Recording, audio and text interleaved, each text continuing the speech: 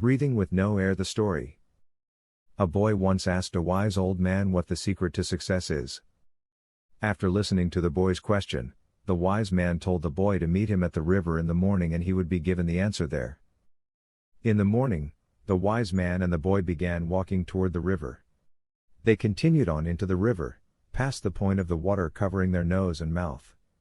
At this time, the wise man ducked the boy into the water.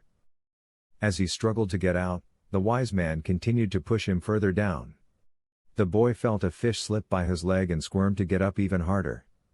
The man eventually pulled the boy's head up so he could get air. The boy gasped as he inhaled a deep breath of air. The wise man said, "What were you fighting for when you were underwater?" The boy replied, "Air." The man said, "There you have the secret to success. When you want to gain success as much as you wanted air when you were underwater, you will obtain it. That's the only secret." The moral.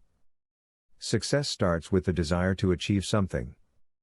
If your motivation is weak, your results will follow suit. Think about what you desire the most in life and work towards getting it.